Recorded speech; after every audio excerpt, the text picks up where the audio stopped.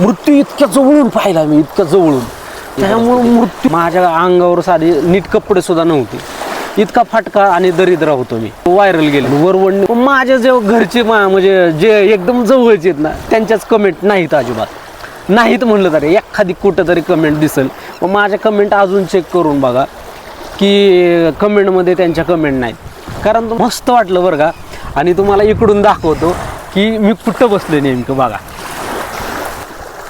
काय नाही, मस्त बसलो. तर बऱ्याच जणांचं असं म्हणणं आहे बरं का की यार कसं काय व्हिडिओ कसं काय बनवतो, एवढे भारी कसं काय व्हिडिओ. भारी वगैरे काय नाही बरं का, सहज आपलं जे सुचतं ते मी बनवत राहतो व्हिडिओ. आणि एवढा खुश कसा असतो, नाही खुश राहण्याचं एकटाच असतं, त्यामुळे खुश असतो. मला काही फारशी माणसं लागत नाही आणि मी त्यांना लागत नाही.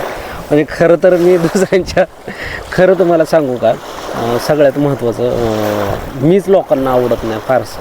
आता या व्हिडिओच्या माध्यमातून तुम्हाला आवडत असेल मी कदाचित, पण फारसं मी लोकांना आवडत नाही. कारण माझा स्वभाव असा आहे बरं का, मी थोडं स्पष्ट बोलतो. माणसाला थोडासा राग येतो माझ्या गोष्टी बोलण्याचा. आणि कोणाच्या मी मैत्री जरी केली कोणाबरोबर तर त्याच्याकडून काय फायदा आहे म्हणून अशी मैत्री करत नाही. किंवा आजपर्यंत माझ्या मित्रांनी बी सांगावं मला की मी कुठला फायदा घेतला आहे आणि त्यांना सोडून दिलं आहे, तर असं कधीच नाही. आणि आता हे का बोलतो तुम्हाला, तर बोलण्याचा उद्देशच हा आहे की लोकांना असं वाटतं की काय शहाणं नाही, कुठं हिंडतंय कुठं फिरतंय. पण मित्रांनो खरं सांगू का, गेल्या 1-1.5 वर्षात आहे ना मी इतका आनंद घेतो जीवनाचा. कारण गेल्या 2-3 वर्षात मी इतका त्रासात होतो. 2-3 वर्ष मी खूप त्रासात काढले. माझं दुकान गेलं तसं मी बरेचसे दिवस त्रासात काढले म्हणजे. आणि काढल्याच्या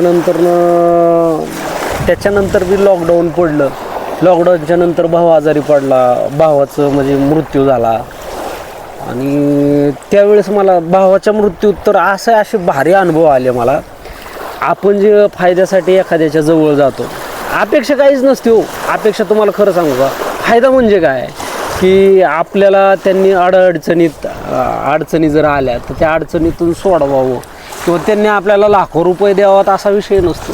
पण एक अडचणी येतात. समजा एखादा माणूस, एखादा पोलीस असेल, आपण त्याच्याशी मैत्री का करतो की बाबा समजा माझी गाडी कुठं अडवली तर माझे 100 रुपये वाचावे, 200 रुपये वाचावे, हा साधा हेतू असतो.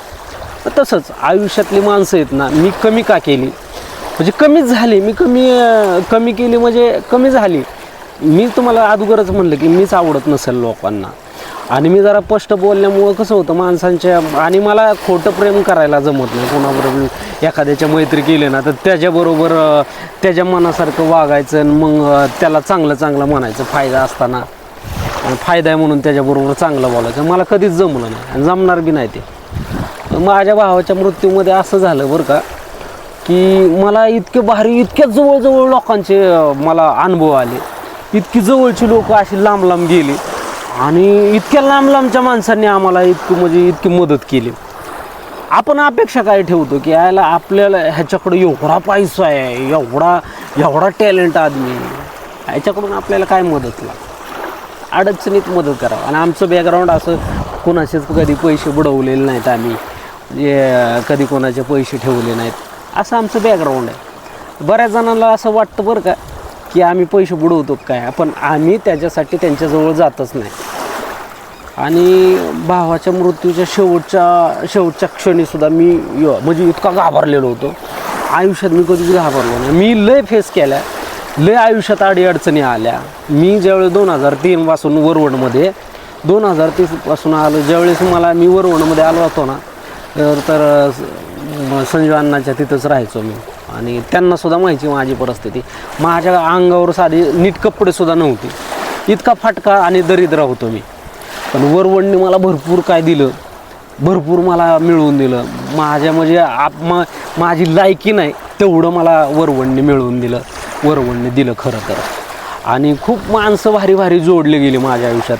आता बघा ना, फार तर काय तुम्हाला सांगतो, माझे कितीतरी व्हिडिओ व्हायरल गेलेत, पण माझे जे घरचे म्हणजे जे एकदम जवळचे आहेत ना त्यांच्याच कमेंट नाहीत अजिबात. नाहीत म्हणलं तरी एखादी कुठं तरी कमेंट दिसेल, मग माझ्या कमेंट अजून चेक करून बघा की कमेंटमध्ये त्यांच्या कमेंट नाहीत.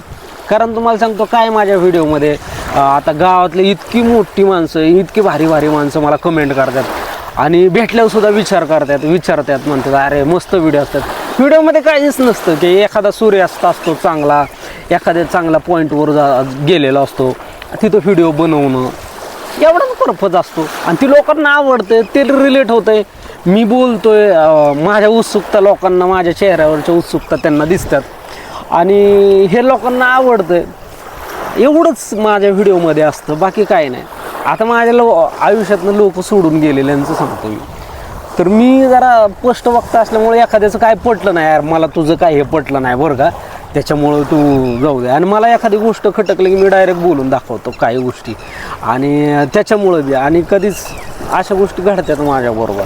बरीचशी लोक जातात आणि मी गेलेल्यांचा कधीच विचार करत नाही. मी मागही एक माझा लेख प्रसिद्ध झाला होता की मायनस करायला शिकलं पाहिजे. मी माझ्या आयुष्यात गेल्या 1-1.5 वर्षात मी इतकं भारी जगतोय, 2 वर्षात तर मी इतका बेकार डेंजर जगलो. कारण भावाच्या शेवटच्या CPR देताना मी जवळ होतो. त्या मृत्यूच्या ज्या वेदना आहेत ना खूप डेंजर असतात बरं का. शेवटच्या CPRला मी होतो. मी शेवटच्या म्हणजे मृत्यू इतक्या जवळून पाहिला मी, इतक्या जवळून. त्याच्यामुळं मृत्यू काय असतो ना मला खूप डेंजर वाटतं अजूनही. त्या भावाच्या मृत्यूतून मी जवळजवळ 2-3 महिने सावरलो नव्हतो. इतका डेंजर मृत्यू असतो. त्या दिवशी मला रडूसुद्धा येत नव्हतं, इतकं मी म्हणजे आतून हल्ल्या होतं. थोडं असं मी आत जिथं ज्यावेळेस मृत्यू झाला त्यावेळेस रडलो. नंतर मला रडू चाललं आहे, इतकं मी भिलो होतं त्यावेळेस. आणि 2-3 महिने जाग्यावरच नव्हतं मी. आणि नंतर हळूहळू परिस्थिती सुधरत गेली. आणि नंतर मग चॅनल होता आपला. मग हळूहळू लोकांना कळत गेलं की व्हिडिओ चांगलं बनवतोय, लोकांना आवडत गेलं, लोक करत गेली. मग माझ्याकडे काम येत गेलं आणि त्याच्यातून पैसा मिळत गेला. आणि पैशामुळं मी परत चांगल्या सांप्रदायिक मध्ये वळलो. संप्रदायातसुद्धा चांगलं ऐकायला भेटलं, चांगलं शिकायला भेटलं. खूप असंख्य माणसं मला रोज भेटतात. आता रोज मला कुठेही भेटेल तिथं मला कम्प्लिमेंट द्या, तुमचे व्हिडिओ बघतो बरं का. खूप आनंद घेतला मी गेल्या 1.5 वर्षात आहे ना. तुम्हाला सांगतो माझ्या हे गेलेलं 1.5 वर्ष आहे ना माझ्यासाठी खूप आनंदाचं. माझ्या आयुष्यात आहे ना एवढं 1.5 वर्ष कधीच भारी गेलेलं नाही. कारण मी असंच म्हणजे ओव्हर थिंकिंग माझं जे असतं ना, मी ओव्हर थिंकिंग जास्त करतो. त्याच्यामुळे एखाद्याच्या विषयी मला खोटं बोलणं म्हणजे त्याच्याविषयी असं बोलणं, गॉसिप करतो असं नाही, बोलतो मी मागं लोकांचं. पण एवढं बी नाही की मनाला लागलं असं नाही मी बोलतो. पण मित्रांनो कसं आहे, काही गोष्टी आहेत ना ज्या गेल्यात ना त्या सोडून द्या, मस्तपैकी जगायला शिका. मी एकटंच राहतो सध्या, 1.5 वर्ष झालं मी एकट्यातच जगतो, एकट्यातच रमतो. कारण मला कोणाची गरज नाही असं वागतो मी. गरज नाही असं नाही बरं का. पण काय होतं माहिती आहे का, आपणच त्यांच्या आयुष्यात गेलो ना, उगाच तेव्हा आता जे मला सोडून गेलेत ना ते काय म्हणतात मग, अरे बरं झालं ही किरकिर गेलो डोक्यातनं. एवढं मी पत बोलतो बरं का, खूप बोलतो. पण कधी मुद्देसूद बोलतो, कधी बेमुद्देसूद बोलतो, त्याच्यात काय हे नाही. आणि अशा गोष्टी आहेत. त्याच्यामुळं बरेचसे लोक मला सोडून गेले, पण मी कधीच दुःख मानतच नाही. आणि गेल्या 1.5 वर्षात तर अजिबातच मानत नाही. मी एकट्यात मस्तमध्ये रमतो, मस्तमध्ये जगतो. मस्त मला जिकडं जाईल जिकडं वाट दिसेल तिकडं जातो.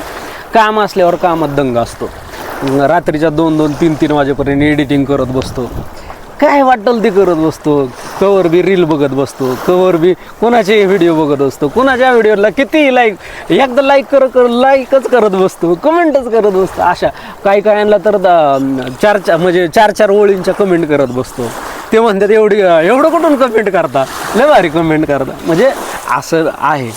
तर एकंदरीत आपण असं वागतो जगात. म्हणजे वैयक्तिक मी तर खूप आनंद घ्यायला चालू केलं. मित्रांनो, मृत्यू मी इतका जवळून बघितला आहे ना माझ्या भावाच्या वेळेस. त्याच्यामुळे ना मृत्यू कधी येईल सांगता येत नाही. त्याच्यामुळं मस्तपैकी जगून घ्या. आणि खरंच जगून घ्या. तुम्ही जर ह्या ऑफिसमध्ये नाही, आणि कामं सोडून थोडी जगायचं आहे आपल्याला.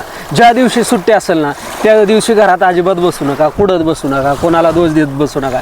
मी आता दोष देणं सगळ्यांना बंद केलं आहे. मला जेवढं मज्जा घेता येईल ना तेवढं मी मज्जा घेत असतो. कुणाला वाईट वाटो न वाटो हा विषय त्यांचा आहे. त्याच्यामुळं मला जे चांगलं वाटतं ते मी करत बसतो. आता बरीचशी माझ्या समाजातली सोबत मला लोक लय नावं ठेवतात, पण आता मला काही वाटत नाही. ठेवा, काय अडचण नाही, मला चांगलं वाटतं ना बस. तुम्हाला काय वाटतं ह्याच्याशी मला काही मतलब नाही. त्यामुळं मला जिकडं वाटेल ना तिकडं एक असे सूर्यास्त घेतलेत मी, की मला आज कधी कधी असं वाटतं की यार हा सूर्यास्त मी घेतला का. आता बेटपाठीवरचा व्हिडिओ माझा प्रसिद्ध झाला, जवळजवळ त्या 3-3.5 लाख व्ह्यूअर्स आले. इतकं भारी वाटलं ना ते, अभूतपूर्व. हा सुपर सूर्यास्त घेतला मी. त्याच्यानंतर माळशिरसचा सूर्यास्त.